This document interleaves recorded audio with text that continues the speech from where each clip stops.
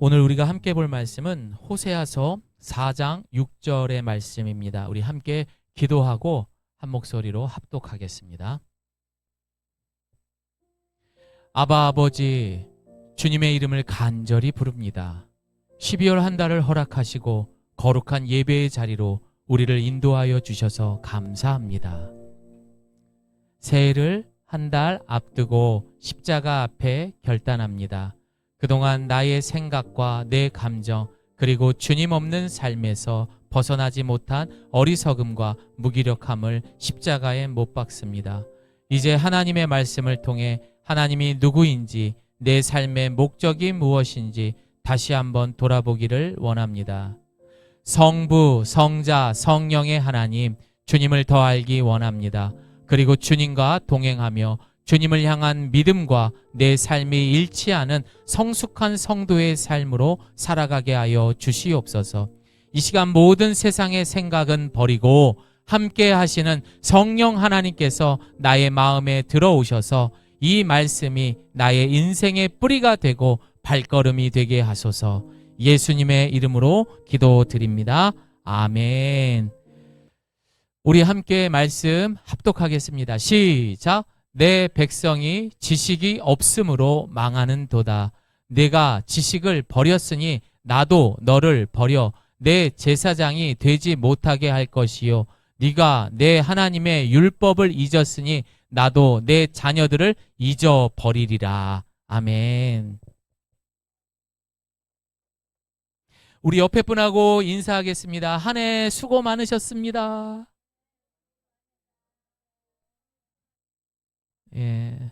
너무너무 고생 많으셨습니다. 앞으로 한 달이 남았는데 이 한 달 잘 보내면 2024년이 감사와 기쁨이 넘칠 줄을 믿습니다. 여러분 점검 한번 해보겠습니다. 어디 몸이 불편하신 분 있습니까? 없으시죠? 그것도 감사할 일인 것 같아요, 여러분. 이렇게 건강한 것도 참 감사한 것 같습니다. 여러분, 내년을 위해서 계속 기도하고 준비했었습니다. 그래서 하나님께서 내년에는 우리 예가교회가 2023년 주제를 저를 따라해 봅니다. 나는 성숙한 그리스도인입니다. 이러한 주제로 2024년을 이제 보내려고 합니다. 여러분, 결국 성숙함이란, 성도의 성숙함이란 바로 신앙과 삶이 일치하는 삶을 우리는 성도의 성숙함이다라고 말하는 거예요. 교회 안에서만 멋진 모습을 보이는 것이 아니라 가장 편안한 가정 안에서도, 직장 안에서도, 또 우리가 어느 곳에 있어도 정말 그 신앙, 예수님을 닮은 모습대로 그 향기대로 살아가는 것, 일치하는 것이 성숙한 성도의 삶인 것입니다. 그래서 저희는 5주 동안에 5개의 주제를 가지고 오늘부터 시작을 합니다. 첫 번째, 하나님을 알아가는 지식, 그런 성도에 대해서 오늘 함께 나누고요. 두 번째는 습관적 신앙에서 벗어나는 성도. 세 번째는 세상과 충돌하는 성도, 하나님을 경험하는 성도. 마지막은 성숙한 그리스도인의 삶, 성화의 삶이 무엇인지 함께 이 새해를 준비하려고 합니다. 그래서 여러분들 내년 1월 1일부터는 뭐 새해니까 이렇게 이게 아니라 우리가 계속 묵상했던 창세기 강해를 계속해서 바로 진행하도록 하겠습니다. 여러분 앞에 있는 이거 제 아내랑 열심히 만들었습니다. 여기에 스티커 5개를 붙여주시면은 성숙 증명서를 드릴 겁니다. 이 사람은 누가 뭐라고 해도 그리스도인으로서 성숙한 사람이다. 그 5개의 스티커를 모으시고 그러면 송구 영신 예배 때 수료증과 함께 엄청난 선물을 드리겠습니다. 뭐 예가교회가 소문이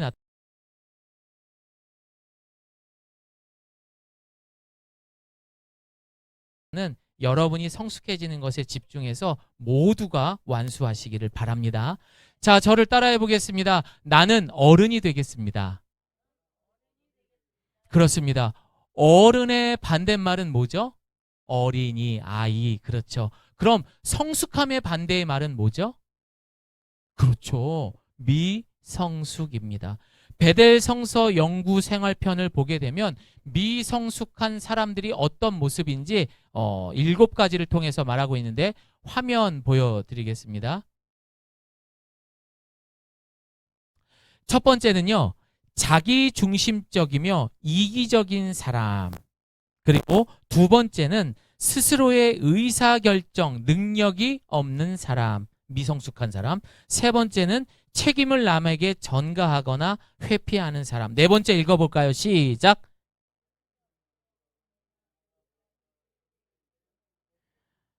유독 배우자에게 막 칭얼칭얼대고 저 같은 사람이 있어요.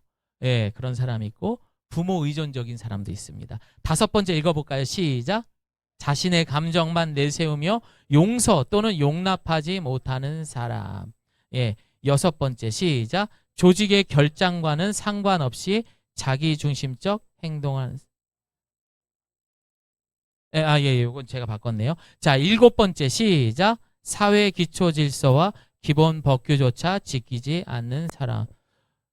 뭐 이 안에서는 모두가 젠틀하죠. 그러나 밖에 나가면 그냥 아무 데서나 침도 뱉고 아무 데서나 담배도 피우고 또 막 그냥 아무 데서나 운전하면서 야이 뭐 이렇게 하는 그런 모습들. 사실 모두가 성숙하지 못한 사람들입니다. 여러분, 이런 사람들은 정서적으로 미성숙합니다. 미성숙합니다. 그러다 보니 이런 분들이 어른이 되어서 결혼을 했었어도 사실상 그 미성숙함으로 인해서 자녀들에게 상처를 주기도 합니다. 이런 미성숙한 사람들은 배우자에게 많은 아픔을 줍니다. 결국 그 가정은 어떻게 될까요? 그렇죠. 깨질 수도 있고, 그리고 상처만 안겨주는 참 안 된 그런 가정들이 우리 주변에 많이. 또한 우리 그뿐만 아닙니다. 이런 미성숙한 사람들은 직장에 들어가도, 그런 공동체에 들어가도 오래 견디지 못합니다. 2년, 1년 이렇게 있다가 또 옮기고 또 옮기고 또 옮기고 그렇게 적응하지 못하는 모습들, 이 모든 것들이 결국에는 여러분 미성숙한 사람들의 모습입니다. 아마 이런 사람들 지금 들으면서 내 주변에 이 인간이 그렇지 하면서 자기 남편을 슬쩍 쳐다본다든가 아니면 우리 가족에 누가 있지 하면서 머릿속을 떠올리는 사람들이 있을 것입니다.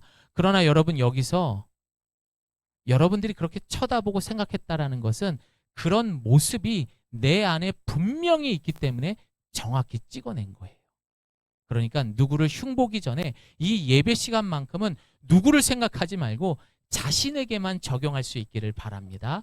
예, 그렇게 하셔야 됩니다. 자, 저를 따라합니다. 성숙하면 내가 아닌 당신을 보게 됩니다.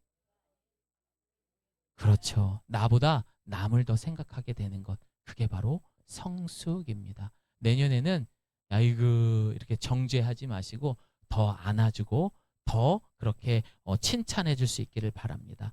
사랑하는 여러분, 우리가 믿음을 가졌다 하는 그런 성도라 해도 그 모습 속에 성숙함이 없다면은 결국 우리의 믿음과 삶은 일치하지 못하는 삶을 살아가게 됩니다. 다시 말해서 교회 안에서는 아이고 집사님, 권사님, 장로님, 목사님 멋있는 모습을 보이죠. 하지만 밖에서는 그렇지 못한 거예요. 여러분, 이거를 이중적인 삶을 사는 사람, 가면을 쓴 사람의 모습인 거죠. 지난주에 이야기했던 것처럼 이곳저곳 돌아다니면서 밖에서는 척척척 있는 척, 멋있는 척, 매너 있는 척, 예의 있는 척, 척척박사로 살아가지만 집안에서는 볼 거 없는 고집쟁이. 결국 이러한 모습은 가짜 인생을 살아가는 모습입니다. 자기의 인생을 살아가는 게 아니에요. 우리의 진짜 인생을 찾아줄 수 있기도 합니다. 여러분, 제가 과거에 이제 아무래도 제가 이제 체육을 전공하다 보니까 스포츠 센터에서 운동을 가르쳤던 일이 있었습니다. 조금 불편한 분들이 계시잖아요. 항상 이빨을 드러내고 항상 부딪히는 분이 있었습니다. 그래서 그분이 오시면 늘 불편했었어요. 그런데 일이 터졌습니다. 앞쪽에 있는 인포에 있는 직원과 그리고 그 여자분이 싸움이 난 거예요. 소리를 질러가면서 자신이 들고 있는 걸 막 던지고, 어휴, 그걸 어떻게 해. 그러고 있는 상황이었습니다. 말이야, 젊은 것이 말이야, 막 이러면서, 네가 나를 막, 어휴, 어떡해요. 그 사람들도 다 모이고. 그러고 있는 찰나에 엘리베이터가 딱 열립니다. 그리고 난 다음에 한 여성분이 상담을 하려고 들어오신 거예요. 그러자 이 여자분을 딱 보게 됩니다. 그리고 뭐라고 하셨는지 아세요? 이렇게 부르는 거예요. 아이고. 그러자 이분이 뭐라고 그랬게요? 어머 어머 집사님! 또 이렇게 부르는 겁니다. 여기 웬일이세요? 운동하러 알아보려고 왔죠. 그러면서 순식간에 그 분위기가 싹, 이런 삶이 있더라고요. 사랑하는 여러분, 우리만큼은요, 어떠한 상황에서도 이렇게 살아계신 하나님을 믿고 내가 구원받은 사람이라면은 내 신앙만큼 그 삶도 잃지 않은 삶을 살아가기를 간절히 바랍니다. 그래야 사람들이 시험에 안 들더라고요. 야, 저거 집사라는 양반이 저 바깥에서도 저러고 다니네. 아유, 참 부끄러운 모습인 것 같아요. 그럼 이 세상에서 가장 완전하고 분명 성숙한 사람이 있습니다. 여러분 누굴까요? 그렇죠. 바로 예수 그리스도입니다. 그분은 완벽한 하나님이시며 완벽한 인간으로 이 땅에 오신 예수 그리스도인 줄을 믿습니다.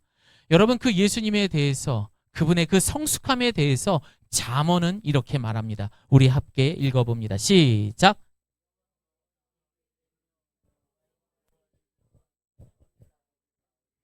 그분은 정직한 사람들을 위해 분별할 수 있는 지혜를 예비하시고 흠없이 행하는 사람들의 방패가 되시니 의로운 사람의 길을 보호하시고 주께 충실한 사람들의 길을 지켜주신다. 그러면 너는 무엇이 바르고 의롭고 공평한지 깨닫게 되고 모든 선한 길을 알게 될 본받고 그분의 지식을 제대로 알아갈 때 어떻게 변화가 될까요?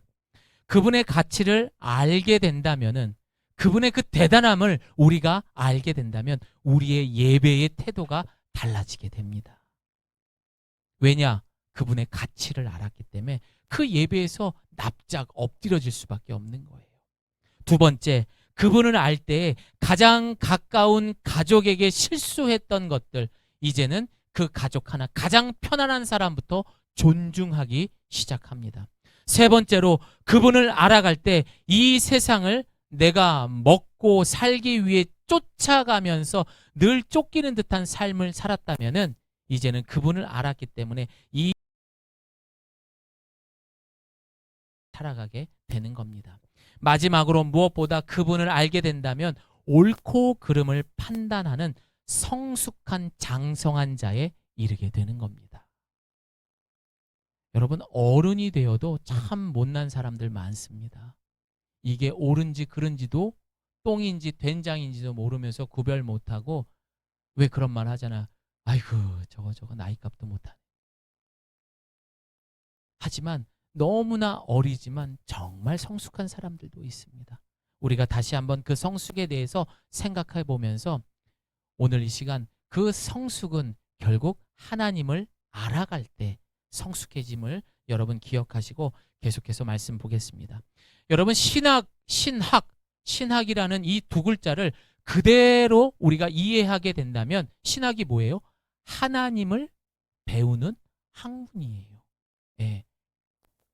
그러나 그 속에서 예수 그리스도라는 그 중심이 있죠. 그것을 통하여 이 신학을 정의하게 된다면요, 모든 신학에서 인간을 빼놓을 수 있을까요, 없을까요?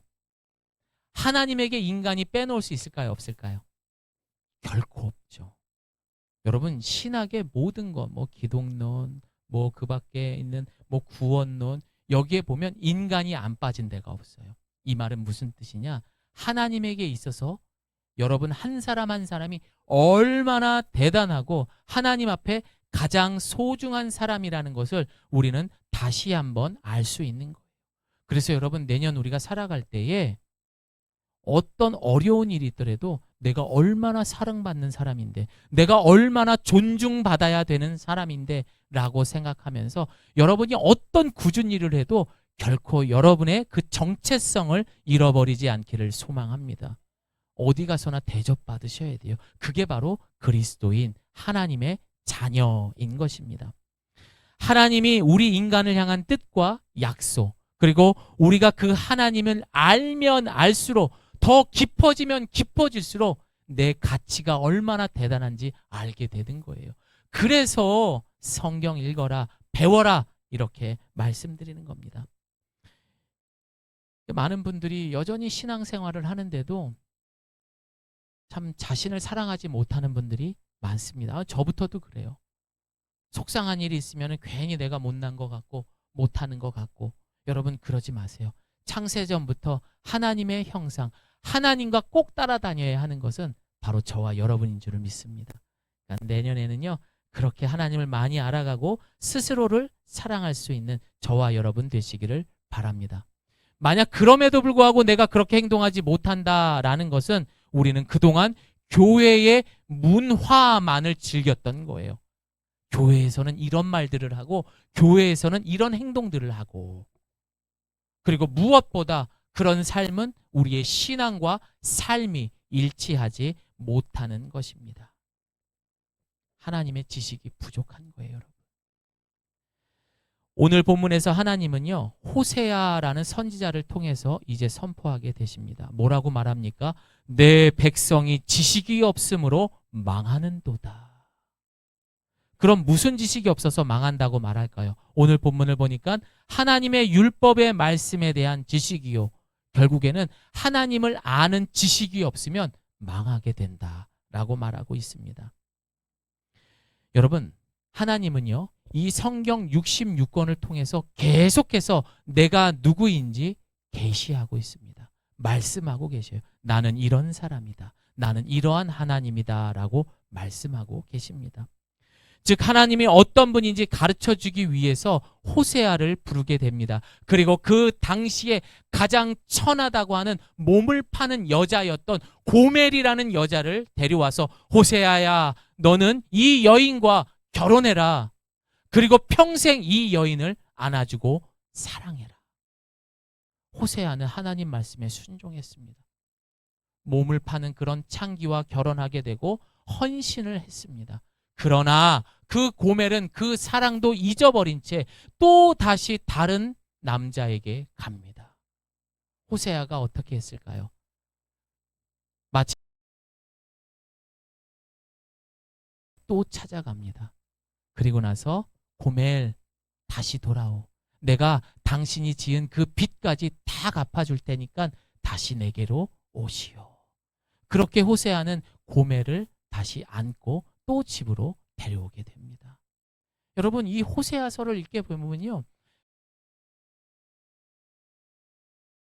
하고 배신하려 하고 떠나려 하는 그런 인간의 모습을, 하나님의 사랑을 볼 수가 있고요. 또한 고멜의 모습을 보면 늘 그렇게 실수하는 우리의 모습을 보는 것 같습니다. 이처럼 그들은, 이스라엘 백성을 하나님은 그러한 흉악한 죄를, 그런 범죄를 지었기 때문에 하나님은 충분히 그들을 멸망할 수 있었습니다. 그러나 하나님은 그들의 흉악한 죄보다는 하나님의 사랑이 더 강력했기 때문에 그들을 안아주셨던 거예요. 그리고 다시 약속을 세우고 이스라엘을 향한 사랑과 긍휼, 그리고 신실함을 말하고 있는 것이 바로 이 호세아서의 내용인 것입니다. 그러나 여러분, 우리가 읽는 이 호세아서 앞에는 무슨 성경이 있죠? 다다다다다다다다다다. 호세아 앞에서는 뭐요? 다니엘서가 있죠. 그 다니엘서에는 뭐가 있죠? 에스겔서가 있죠. 호세아 다음에는 뭐가 있죠? 요엘, 아모스, 오바댜. 여러분, 우리 이렇게 직접 물어보면요, 다들 대답을 못해요. 왜? 하나님을 알려고 하지 않아요. 이런 놀라운 사랑이 이 성경 속에 기록이 되어 있으면서 여러분들은 이 호세아서를 몇 번이나 읽어보셨습니까? 그래서 우리가 한번 그 노래 있나요? 예, 박수 치면서 구약 성경 한번 노래해 보겠습니다. 자, 다 같이 박수 치면서 출애굽기 레위기 민수기 신명기 여호수아 사사기 룻기 사무엘상하 열왕기상하 역대상하 에스라 느헤미야 에스더 시편 잠언 전도서 아가 이사야 예레미야 에가 에스겔 다니엘 호세아 요엘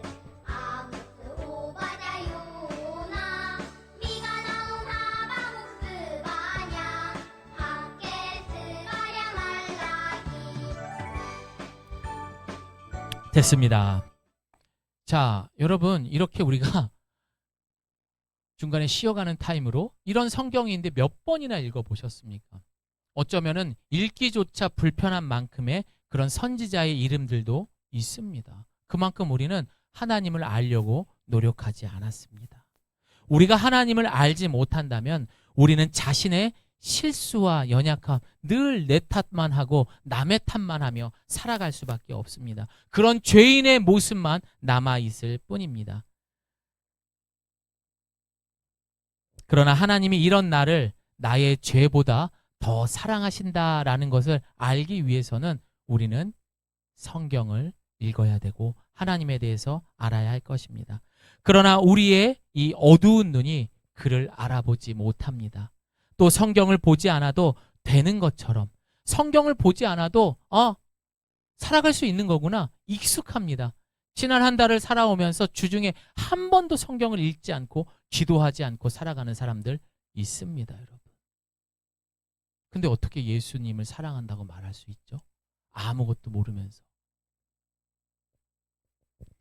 결국 하나님의 우리가 알고 있는 그런 우리의 어설픈 그런 과거에 있었던 이런 모든 것을 갖고 있었던 그들은 2000년 전에 그런 예수 그리스도를 의심하기 시작합니다. 그리고 외면하기 시작합니다. 그리고 어떻게 했죠? 십자가에 못 박았어요. 그런 사람들이. 하나님을 알지 못했던 사람들이 예수님을 못 박은 거예요. 그럼 우리도 못 박을 수 있지요. 하나님을 알아야 돼요. 사랑하는 성도 여러분, 하나님을 아는 지식이 유일한 길이고 진리고 영원한 생명임을 무조건 기억하셔야 돼요. 말씀 읽어야 돼요. 여러분. 책 받으셨나요? 효근 청년? 아직 못 갔습니까? 일이 바빠가지고 꼭 찾아가셔서 큐티 계속 하시기 바랍니다. 축구 국가대표 초롱이 하면 누가 생각나죠? 별명. 이영표. 이영표 선수죠. 이영표 선수가 어느 교회 집회 간증에서 이런 얘기를 했습니다. 여러분, 저는 축구를 한참 할 때 누구보다도 불신자였습니다. 정말 하나님에 대한 존재를 믿기도 싫었고 너무너무 싫었었습니다. 그런데 그들이 떠들고 있는 천국과 지옥에 대한 이야기, 죄 지으면 지옥 간다. 그 이야기가 만약에 1%라도 사실이라면 나는 어떻게 해야 돼요?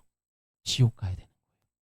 그래서 보험 하나 든다는 생각으로 해서 교회를 갔다고 합니다. 그리고 그 1%를 가지고 하나님을 조금씩 알기 위해서 매주 출석을 했더니 그 1%의 믿음이 120%, 200%가 되어서 지금은 그 하나님을 많이 알고 있기 때문에 이렇게 전하는, 간증하는 삶을 살게 되었다라고 그런 간증을 들었습니다. 하나님을 알아야 돼요. 사실이기 때문에 그러한 역사가 일어날 수 있습니다. 그럼 내가 아는 하나님은 누구입니까? 여러분, 우리가 아무리 강대상 앞에서 사랑의 하나님이고 좋으신 하나님이고 이런 이야기들 요즘 많이 한다고 해요. 그러나 그 뒤에 어떤 하나님이 있죠? 요한계시록 요즘 우리가 묵상하고 있는데 심판의 하나님이 있어요. 무조건 그 대가를 치러야 하는 벌을 주시는 하나님도 있다라는 것을 우리는 알지 못한 채 마치 내가 생각하고 내가 상상하고 그 실체가 아니라 추측으로만 생각하는 하나님만을 생각하고 신앙생활이 아닌 종교생활을 하는 사람들이 요 근래 너무 많다는 거예요. 이 66권의 하나님에 대한 이야기가 얼마나 많은데 늘 내가 얘기하는 하나님은 복 주시는 하나님, 나를 용서해 주시는 하나님. 왜 그것만 기억해요? 나를 죽일 수 있는 하나님도 있는데. 여러분, 이것은 자신이 은근슬쩍 하나님의 형상을 만들어내는 엄연한 종교 행위의 시작인 거예요. 건강한 신앙생활을 그러다 보면 어떻게 됩니까? 교회를 우습게 알고 쉽게 떠나게 되는 거죠. 네. 내가 만나면 떠나게 되는 거예요. 그리고 그것을 충족해 줄 수 있는 교회를 찾고 그런 사람들을 만나게 되는 거죠. 이제 우리는 하나님을 믿는, 알아가는 하나님의 자녀들입니다. 그래서 이번 12월 달 동안 알아야 돼요. 그렇다면 우리의 삶의 최종적인 목적은 무엇일까요? 우리가 예수님을 모르고 살아야 하면서 살았던 그러한 모습은요, 마치 아담이 첫 번째 죄를 뭘 지었? 원죄라는 걸 갖고 있잖아. 사실상 우리는 그걸 갖고 태어났던 거죠. 하나님을 모르는 삶은. 그래서 그 원죄대로 살아갈 수밖에 없었어요. 그러다 보면은 우리는 우리의 인생을 마치 이 세상의 기준, 너 연봉 얼마야? 저 한 2,500 받는데, 야, 너 연봉이 2,500짜리야? 여러분의 가치가 그 2,500짜리의 인생이 돼버리는 거죠. 너 연봉이 얼마인데? 뭐 얼마 안 돼요. 목사 월급이 얼마나 되겠어요? 한 15억 받아요. 그러세요, 목사님? 제 가치가 되는 거죠. 세상의 기준에 따라 우리의 가치가 매겨지는 거죠. 얼마짜리.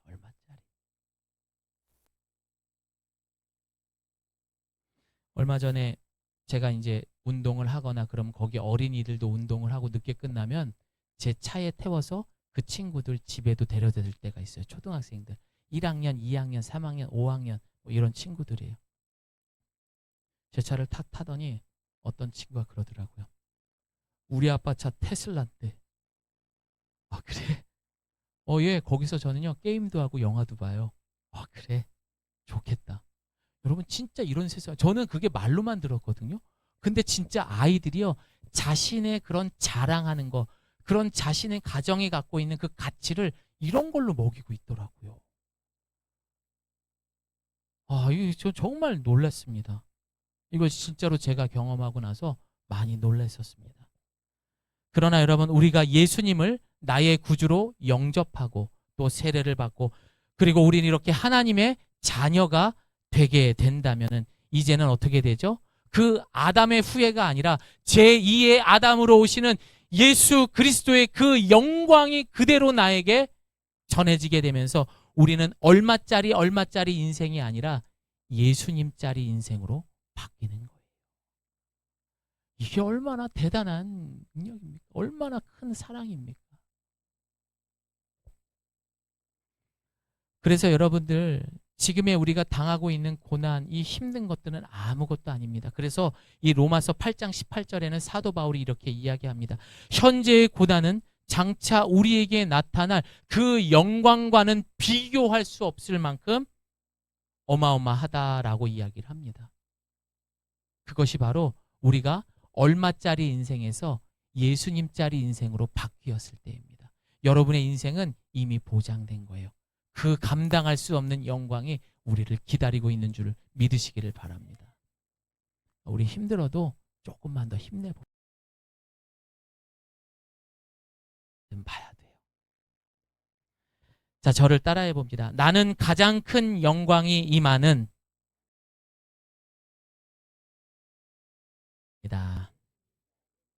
좋습니다. 여러분은 예수님짜리 인생이라는 것을 기억하시면서 왕의 아들답게, 왕의 딸답게 그렇게 품위 있게 신앙생활하는 저와 여러분 되기를 바랍니다. 한 끼 라면을 먹어도 멋있게 먹자고요, 여러분. 예수님짜리 인생인데 뭐가 무섭겠습니까?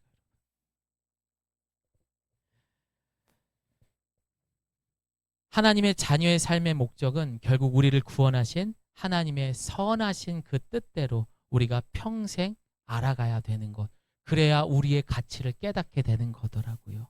그게 우리의 목적이 되어야 하는 겁니다. 여러분 보세요. 하나님을 알아가면 알아갈수록 여러분 자존감 엄청나게 높아집니다. 근데 이제 좀 죄송한 이야기를 해야 될 것 같아요.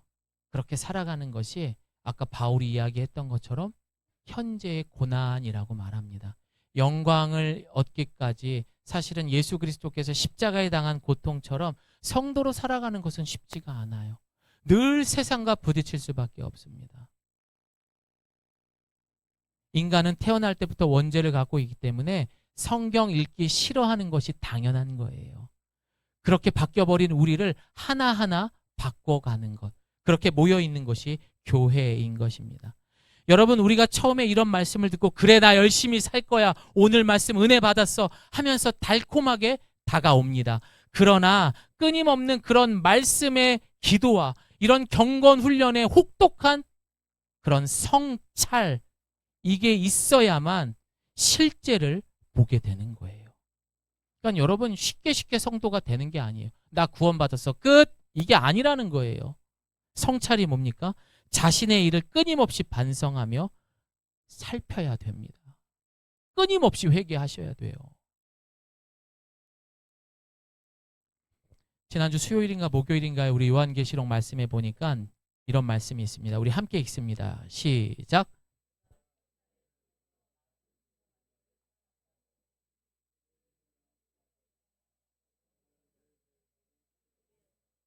여기서 두루마리를 먹었다라는 표현을 합니다. 이 말은 마치 우리가 음식물을 먹어서 그것을 다 분해하고 포도당으로 전환돼서 근육이나 뭐 이런 피로해서 다 전해지는 것처럼 여러분들이 하나님의 말씀을 먹게 되었을 때 그게 꿀처럼 달지만 그것이 우리 몸의 체화, 이게 체화가 뭡니까? 지식이나 기술, 사상 따위가 직접 경험을 통해 자기 것이 되는 것.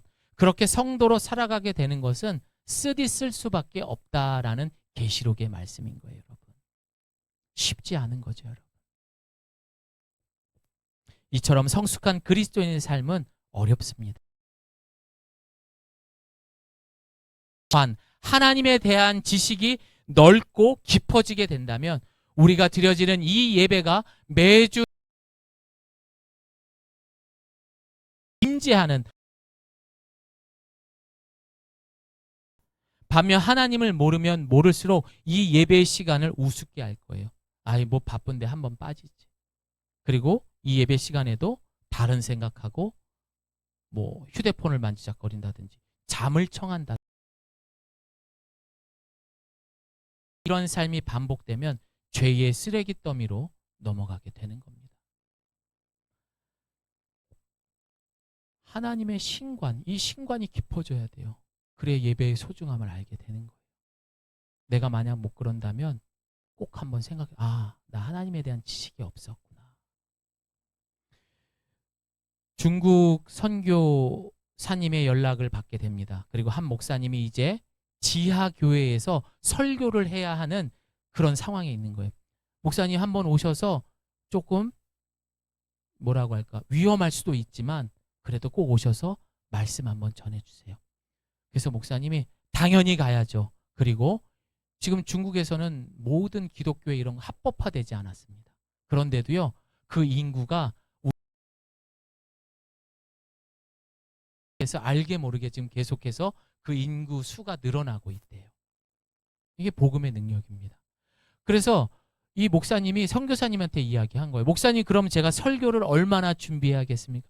이분들은 굉장히 목이 마른 분들입니다. 갈증이 심한 분들입니다. 그러니 최대한 많이 준비해 주세요. 오케이. 한 2시간, 2시간 반? 이 정도면 그분들도 만족하시겠지. 그렇게 준비를 했답니다. 그리고 갔습니다. 그리고 열심히 이제 설교를 했답니다.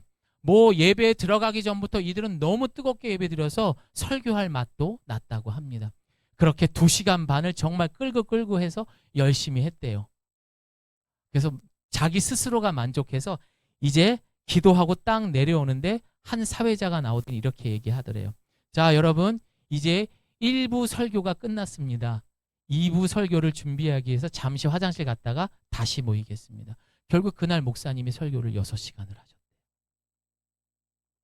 왜냐? 그들은 어려운 환경이었지만 하나님이 누구인지 알았던 거예요. 그래서 그 예배가 그들에게는 최고의 가치가 있었던 것입니다. 결국 그렇게 말씀을 듣고 모든 사람들이 집으로 돌아가지 않고 그곳에서 뜨겁게 기도하면서 정말 병든 자가 고침을 받고 환상을 보고 그리고 많은 사람들이 예수께로 돌아오는 그런 기적들이 일어났다라는 간증을 들었었습니다. 사실 하나님에 대한 바른 신앙을 가진 사람은 이 세상 어떤 문제도 아무런 문제가 되지 않습니다. 여러분 믿으십니까? 진짜예요, 여러분. 왜냐하면 얼마 못 가서 그 문제가 해결될 거라는 것을 믿고 있기 때문이에요. 이거는 믿음이에요. 그 믿음은 뭐냐? 하나님에 대해서 알고 있다라는 거예요. 이게 거짓말 같지만 사실 아니라면 여러분 그 먼 나라까지 가서 왜 그 고생하면서 선교를 가겠습니까? 여러분 이 말이 만약 거짓말이라면 왜 개척을 하겠습니까? 편안하게 직장 생활하죠. 저도 참 그런 일들이 많습니다. 처음에 제가 밖에 나가서 성도가 없으니까 복음을 전해야 되잖아요. 그럼 모르는 사람들한테 복음을 전해야 되죠. 처음에 죄송한 표현이지만 쪽팔렸어요. 저 요 앞에 개척한 교회 목사인데요. 저랑 얘기 좀 해주실래요? 헬스장에 가서 탁구장에 가서 곳곳에 마트에 가서 앉아있는 분 옆에 가가지고 그렇게 전도했습니다. 근데 여러분 5년이 지났어요. 근데 지금 어떤 줄 아세요? 제가 그 복음에 대해서 굉장히 자신감이 생겼더라고요. 왜냐하면 그게 사실이니까. 그 복음이 너무 자랑스럽다고. 이제는 쪽팔린 게 아니라 자랑하고 싶더라고요. 하나님을 알아가면 알아갈수록 그렇게 바뀌는 거예요.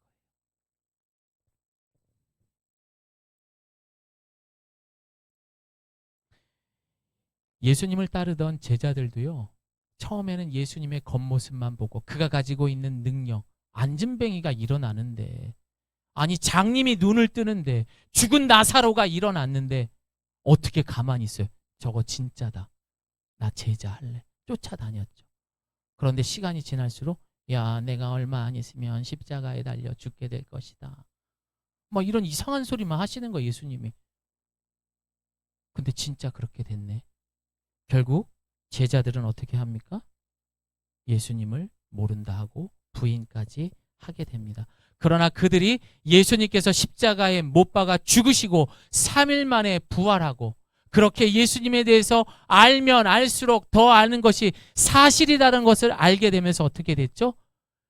예수님이 승천하시고 난 다음에 그 제자들은 세상 곳곳으로 퍼져가지고 예수님과 똑같이 모두 순교하셨습니다. 그 뒤를 그대로 밟았던 거예요. 하나님을 알면 알수록요 두려움이 아닌 세상을 이기는 용기와 새 힘을 얻을 것입니다. 여러분 정말입니다. 내년에는 하나님을 알아가는데 더 힘을 내시기를 바랍니다. 그럼 우리가 하나님을 알아가며 절대 하지 말아야 할 하나가 무엇이라는 것입니다. 이것은 엄연한 하나님을 모욕하는 겁니다. 성경은 이렇게 하나님을 모욕하고 우상 숭배하는 사람들을 향해 데살로니가 후서는 말합니다. 우리 함께 읽습니다. 시작.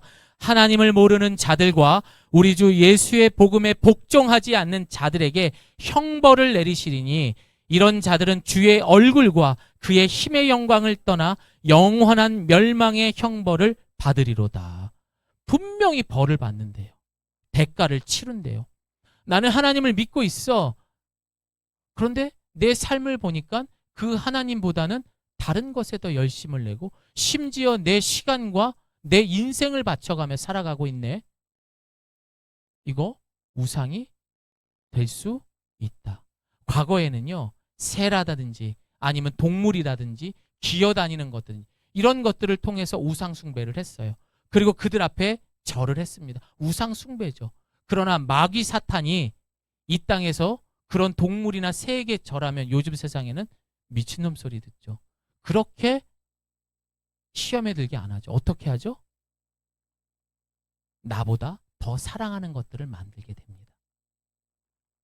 그래서 때로는 그 우상이 나의 가족이 될 수도 있고, 때로는 그 우상이 돈이 될 수도 있고, 때로는 그 우상이 삶이 없는 바로 이 종교적인 노력과 열심도 우상이 되는 것입니다.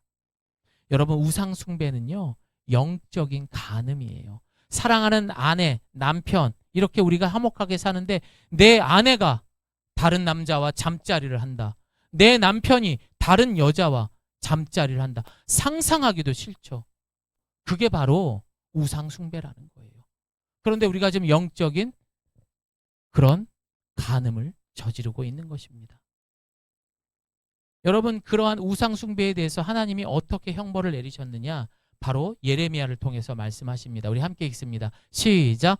내가 미워하는 이 가중한 일을 행하지 말라 하였으나 그들이 듣지 아니하며 귀를 기울이지 아니하고 다른 신들에게 여전히 분향하여 그들의 악에서 돌이키지 아니하였으므로 나의 분과 나의 노여움을 쏟아서 유다 성읍들과 예루살렘 거리를 불살랐더니 그것들이 오늘과 같이 폐허와 황무지가 되었느니라. 하나님은 유다의 우상 숭배의 죄에 대해서 노여움을 쌓아놨다라고 말합니다. 여러분, 우리가 생활하는 그 모든 것들을 하나님은 기억하고 계시는 거예요. 근데 여러분들이 회개하면은 다 잊어버리시더라고요. 근데 회개하지 않고 계속해서 그렇게 되면은 오늘 본문의 말씀처럼 그 노여움을 쌓아 놓으셨다라고 말합니다. 그리고 내가 너희들한테 그렇게 많은 선지자들을 보면서 그렇게 많은 사람들, 이웃들을 보내서 예수 믿어라. 너희들 복음 믿어라. 그렇게 말하고 경고했는데 너희들은 끝까지 나를 외면했구나.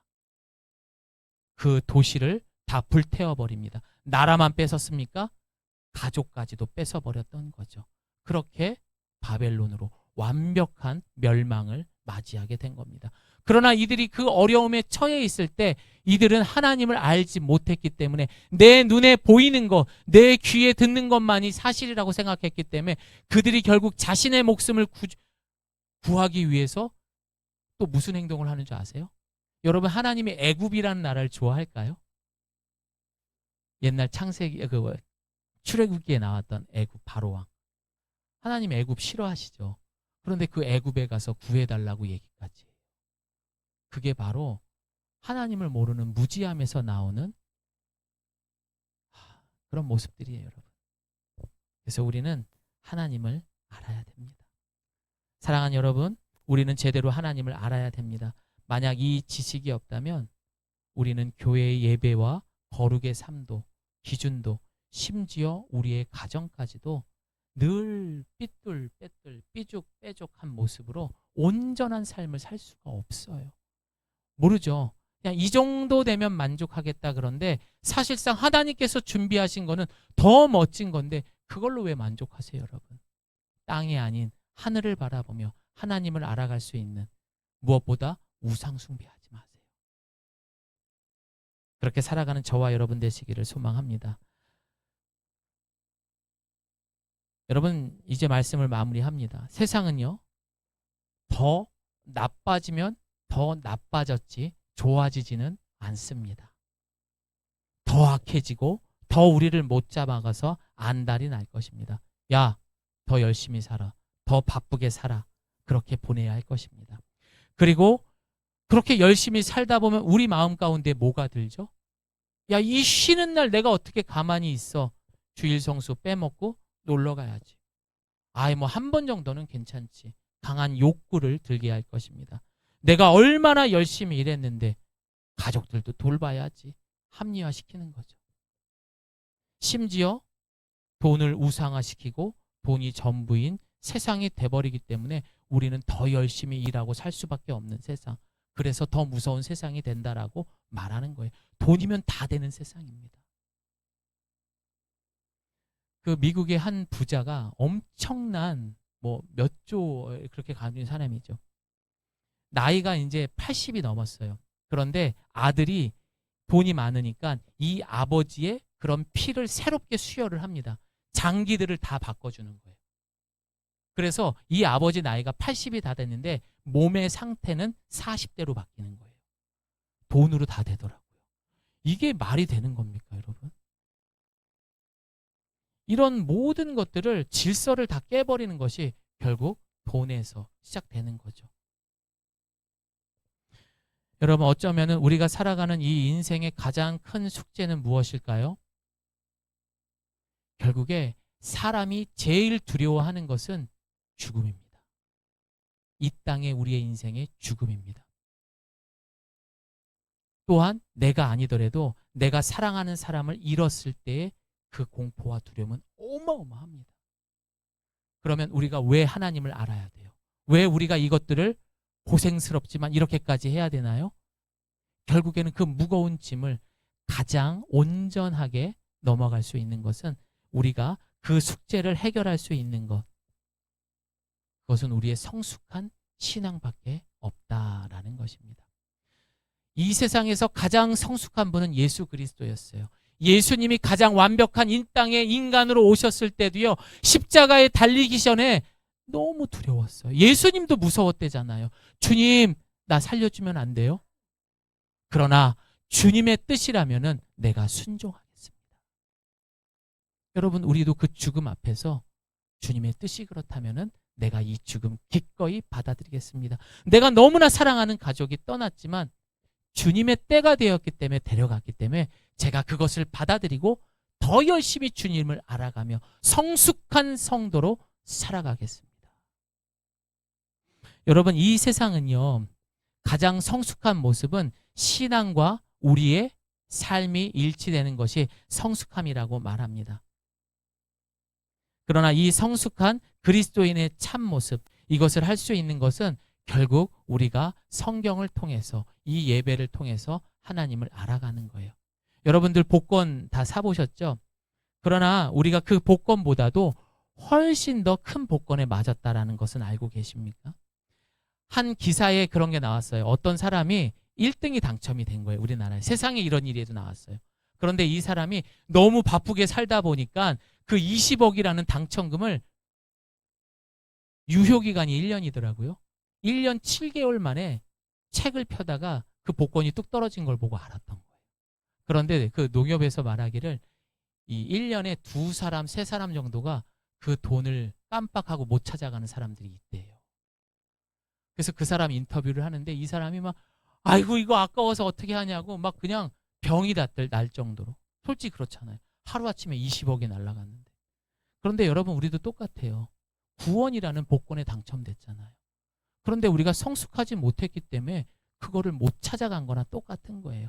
하나님을 알아가게 되면은, 야, 내가 로또보다 더 기가 막힌 복권에 당첨된 사람이었구나 라는 것을 깨닫게 될 것입니다. 아무리 몇 천만 원짜리 비싼 망원 렌즈를 가지고 이 세상의 아름다운 자연을 담아보려고 합니다. 그러나 그게 됩니까? 그러나 이 작가들은 그걸 어떻게 하든 담아보겠다고 위험한 장소에서, 그 각도에서 그걸 막 찍어댑니다. 그러다 사고도 납니다. 그것에 집착하다 보니 건강도 해쳐서 병에 걸리기도 합니다. 이게 우리 인간의 모습입니다. 그러나 우리 하나님을 알아가는, 우리가 그 지식이 있다면 하나님은요, 그 카메라로 그거를 담아라 하는 것이 아니라 오히려 그 아름다운 자연에서 즐기면서, 누리면서 사랑하는 사람과 함께 사진을 찍어라 라는 것. 그렇게 살아가는 게 바로 성숙한 삶이요, 하나님을 아는 지식인 줄을 믿습니다. 사랑하는 성도 여러분, 오늘부터 하나님을 알아갑시다. 그리고 이제는 방황하지 말고 이미 당첨된 그 구원의 복권을 누리면서 옳고 그름을 분명하게 분별하면서 성숙한 그리스도인으로 살아가는 저와 여러분 되시기를 소망합니다. 우리 이 시간 함께